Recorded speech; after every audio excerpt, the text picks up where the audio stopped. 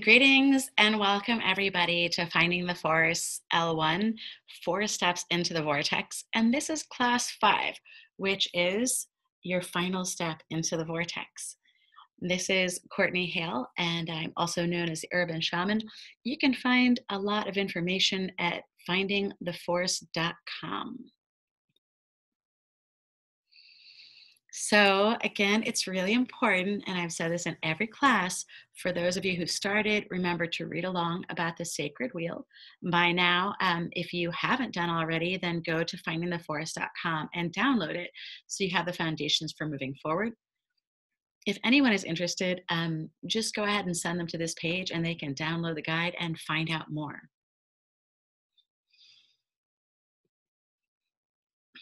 So welcome back. Our quote for the center is, "All art builds on sand. The works of pride and human passion change and fall, but that which shares the life of God with him surviveth all." Wordsworth. So this is about refortification and remembering the divine feminine. Of course, it's also about balancing the divine masculine and getting that stability from having both sides complete. But right now, we're at the end of the hardest part of the Kali Yuga, which is the dark side of man. So right now, we're working on reintegrating our divine feminine, both the men and the women. This is our breathwork review. I'm starting by taking a few deep breaths right now. What you want to do is set aside a time of day. I do mine in the morning and in the evening. 15 minutes in the morning, 15 minutes at night. They say that it's ideal to do your meditation and your yoga first thing after you've woken up, when you're still fresh. A lot of people believe in inhaling prana, which comes from the magnetically charged particles as the sun is rising. And again, this is a scientific fact that you can inhale a different quality of oxygen in the morning. So at night, you want to do another 15 minutes, and that is to clear yourself from all the junk that you can acquire during the day. So, what that means is that after work, maybe before dinner, or even after dinner, depending on what your preference is.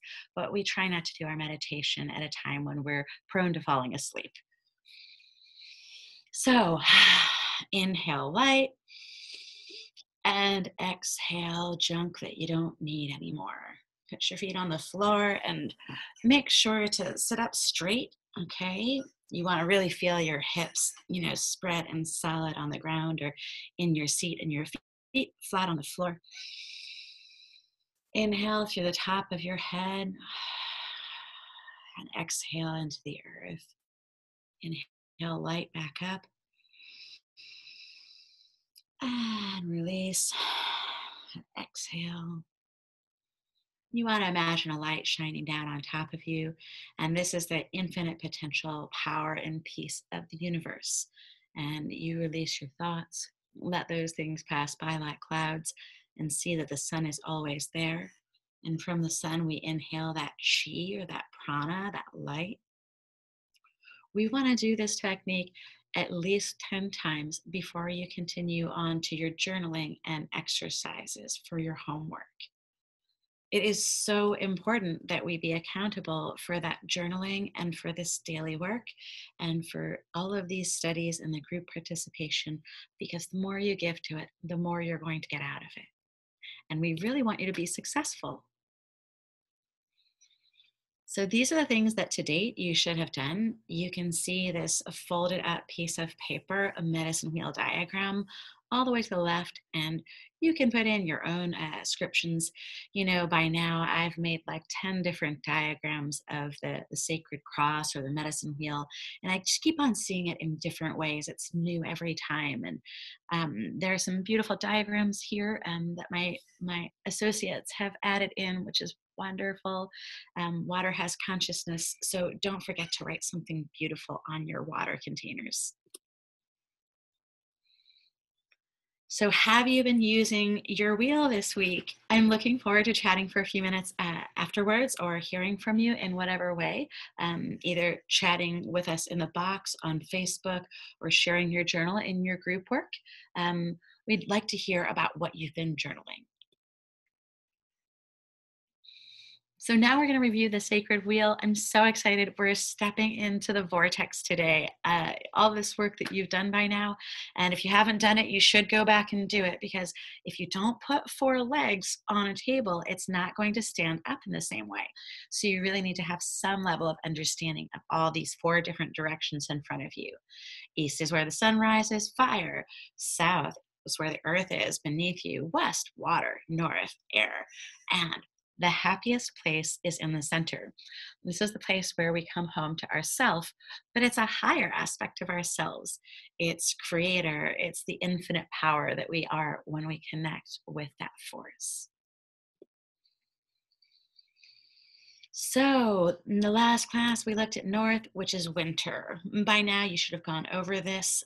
It's the place of ending, the ancestors, the darkness of night, and cold, and winter, and hibernation. This is a wonderful time of year for storytelling. And in my community, this is what we do in winter. So, storytelling and getting together and relaxing, rejuvenating. The last direction of the cross or the wheel is the center. And sorry, the north is used to reevaluate how you think about your life and what things need to die, as that's the direction of winter. It allows you to revitalize and rebirth as you desire. That's the story of the dragonfly. And it's a great example of how a creature which once lived underwater can become the fastest and most agile creature on earth, and it's through a massive and perilous transformation. Right now, if you've done all your work and you have those four legs solid under your table, then you're about to transform and to really have a new, more powerful feeling in life. So, the East is for greetings. I want to greet you and say welcome to the sacred wheel that we've created together. And these four directions are like baskets that you can use to categorize different feelings and energies and to organize and balance yourself. So, in the South, we do our work that you've already done, the journaling, the meditation. The West is where we get introspective and we go within.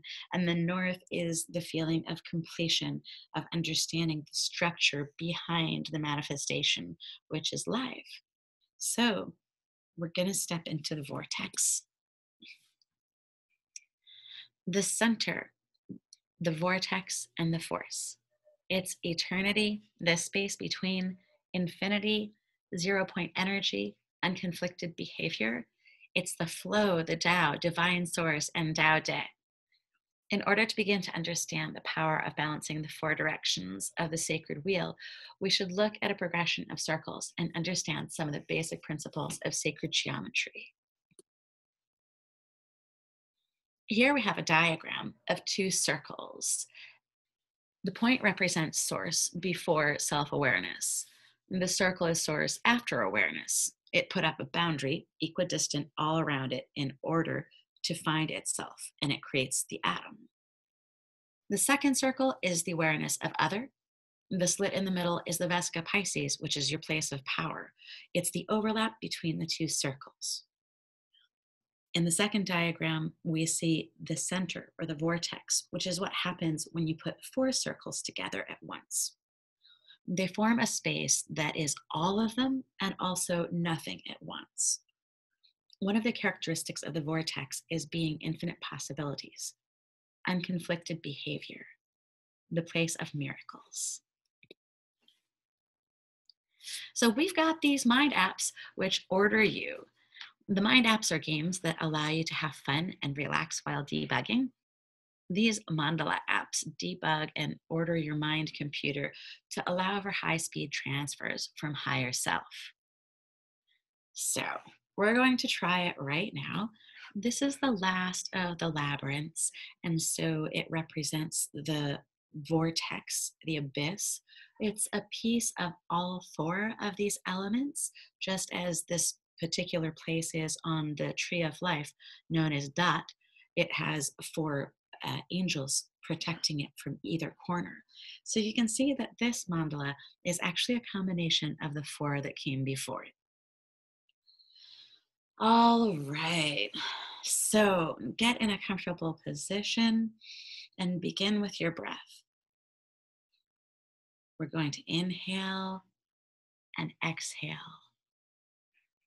I'm going to put up the next slide so that those of you who are in a quiet place can use a pen or a pointer, your eyes, or even your finger to follow along. The entrance to the mandala or the labyrinth is towards the right, which is the east, and you're going to go all the way into the center. Make sure to stay in a place of non-judgment and just really relax like those beautiful flowing lines in the picture. I'm going to play the drum a little bit for you.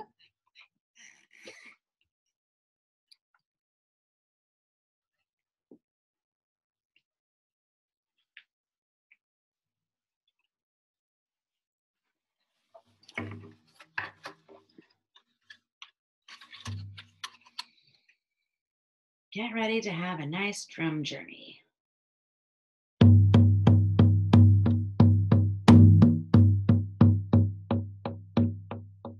Make sure to breathe. All starts with the breath. Inhale, exhale. Inhale light and exhale chunk.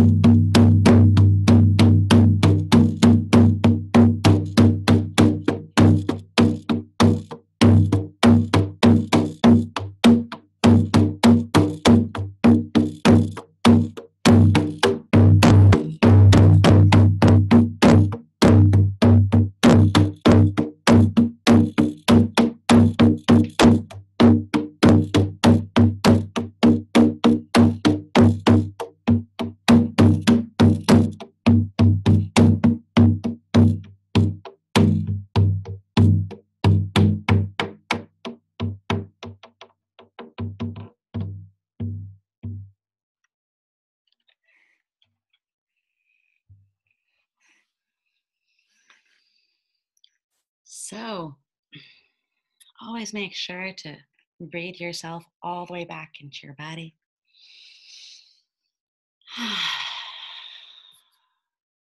Really feel the weight of your body pressing against the earth or your seat. You rub your hands on your legs. Breathe in deep and wiggle your fingers and toes. Be aware of your body and appreciate it. Unity consciousness is the next step in human evolution, so join us. The entire purpose of finding the force is to teach you to quickly identify and multiply your vortex and share it. We're training the trainers who already have a calling at this time or have already done work in crafting their own gifts. The process has begun by earning the basic symbolic language that we all have in common in order to form a strong electromagnetic field and mutual understanding. You are now affecting the rest of humanity as we are connected at many different levels in the web. The only place you can live in hell is in your own mind. When we focus on negativity, we multiply it. When we focus on love, cooperation, and positivity, then we multiply it as well. Therefore, heaven and hell are mentally constructed places and can be shifted by changing your mind. The first lap around the medicine wheel or the sacred wheel allowed you to attain balance and gain perspective, ending up in the center of the hub where your vortex resides. When we all do this together in a certain balanced way, especially according to ancient rituals and formulas that existing permanently in the cosmos, then we exponentially multiply our power together as a group. We know that ancient people knew about that fact because of things like Ohm Mani Padme Hum. The ancient peoples used sound as well as visuals in order to light up their jewel. This Tibetan mantra is powerful because its visual accuracy and profound truth. It describes the very thing that we're talking about with finding the force. It talks about the blossoming lotus and the jewel inside of it. It's my goal to give you the technology you need in order to find your own vortex, and that is the jewel that lights up like a hidden flower within your heart. When you balance yourself by looking at the 4 out of 4 of your life, you put yourself in the center or in the light of consciousness by unifying those 4 quarters to make a full circle. And that's the place of your vortex, or the jewel surrounded by a 4 petaled blossom. Your nourishment, energy, and intention are everything in the world of spirituality and miracles. Your goal is to light up the jewel, which is your special gift, by shining light, which is consciousness. Let us begin to open the flower of the 4 petals, which has been encapsulating your jewel and will now blossom. If you want to change the world, then you have to be the change that you want to see. Om Mani Padme Hum continued. Once the jewel in your heart, which is your true gift and purpose here in life, begins to open up because of your love and attention and nurturance to it, then all the jewels in all the entire web will also light up a little bit more. There is a critical mass of consciousness which will help to assist in our current transition as a species and solar system. The scientific fact is that the sun is changing. The ancient peoples of all the continents had specific knowledge of what this event was meant to be. It's an elevation of many people going to a higher state of awareness through balance, collaboration, and nurturance. Nurturance includes information, and I will give you the pieces you need and help you to balance. There's a well-known and perhaps overused prophecy about the rainbow children or the spiritual warriors of many colors that are the living rainbow prophecy waiting to light up. That prophecy always makes me think of a prism with light going through it. So you have a homework assignment for the center, your assignment number 7, which is the final one. You're supposed to write in your journal, listing the qualities that we've listed for the center, as well as your personal thoughts and feelings from the questions below. These are your super tool questions. This is where you start to take it to L2. Now, it's kind of a teaser for what our next classes will look like. So you ask yourself, what state of mind am I in around my abilities? Are there assumptions about my limitations that I've agreed to in the past? How true are those? What would I do if I could do absolutely anything? How can I plug into the vortex or the force to get more of what I want every day? What would it feel like to open my heart and mind to infinite possibilities?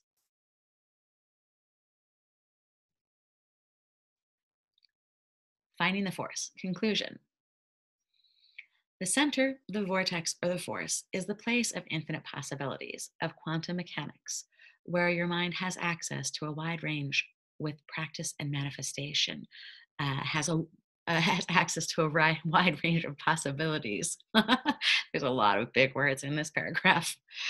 It's true that there are physical limitations in the world where our body resides, but it is also true that we have a spiritual nature. We are human. We are light and body. The slippery place, which is the vortex, or as Joseph Chilton Pearce called it, the crack in the cosmic egg, is the place in the center where we're not in conflict with ourselves between our desires and our perceived possibilities or limitations. And Toltecs put it as the liar. It can be seen also as unexamined beliefs at times, limiting agreements that we have absorbed through our culture or our experience. At L2, we're going to go through a much deeper version of this in the four directions and really deepen those baskets that we're putting these directions into. Having seen our lives from the four directions, once we can balance them, we step into the center or the force, the vortex. Sometimes we pop out of the vortex because we slip back into the thinking mind or mental chatter. And Pierce calls it roof brain chatter, and Miguel Ruiz refers to it as the parasite or the liar. Either way, once we return to duality or conflicted behavior, we fall from the state of grace and return to being susceptible to denser, more limiting laws of nature. You are a being with three parts: physical, mental, and consciousness. You're going to need to nourish your body, mind, and spirit in order to maintain yourself in the vortex or the force. The upcoming classes and books, as well as our retreats, are all part of your Jedi training, so to speak. I am one with the force, and the force is one with me. So you have to decide if you want to learn more about finding the force. So, one of the things you can do is take a look at Joseph Chilton Pearce's work, especially The Crack in the Cosmic Egg. Consider that there's a space in between being conscious of spirit and being conscious of body, where we are conscious of both and there's no conflict. Look up Kirlian photography and people's biomagnetic fields. Energy exists and it changes our mind and our body, and it changes our heart when we change our mind. Seek out a YouTube video on Qigong or yoga with prana and breath work. Here is L2 and the big picture. L1 is the course that you're just getting done with. It's the medicine wheel and it's the basic symbolism. L2 is what I like to call tangification, which is to manifest something juicy. And that has to do with the body and your physical. And it's also the 13 moons level and coaching. We want to offer you the very most support, and we're going to have groups and private one-on-one as well as retreats. L3, healing the healers. That's what I like to call shaman light. That's a basic introduction to global shamanism that should be digestible for almost anyone, especially those who've done L1 and L2. L4 is a totally new level, and that's the tribe architects. This is a place where we're going to be really training the trainers. At this point, you've gone through the basic symbolism, you've made manifest some of that and done your work. You get the introduction to shamanism and you look at healing yourself on a deeper level. Now you're ready to step it up and become one of those responsible for restructuring our civilization from the ground up. L5 is the eco center, and all of these things are actually happening at the same time. And eco center is going up in the Amazon as well as in Taos. So it's a really exciting time. And we also have plans to pop up some eco centers out on the East Coast and anywhere else that they need to manifest. So here's some resources for you. You can look at all these web links. The purpose of Finding the Force is to share and grow together. So there are probably other people who have the same questions or who have answers to yours. We have a newsletter with free gifts and teachings at findingtheforce.com. We have videos and membership information there. We have a Facebook group that you should join, and you can be part of our community. For events and gatherings, you can join Finding the Force Meetup group. And after going through this material, if you wish to deepen your practice and understanding through coaching, readings, or group work, please feel free to contact us at findingtheforceforyou@gmail. Blessings on your journey and stay in touch. Best, Courtney Starhart Hale. So, thank you for joining us on this magical journey. I'm so happy to know you. Thank you to all of the beautiful people who have contributed to this amazing project. And 4 Steps into the Vortex, L1, Finding the Force. Bye for now.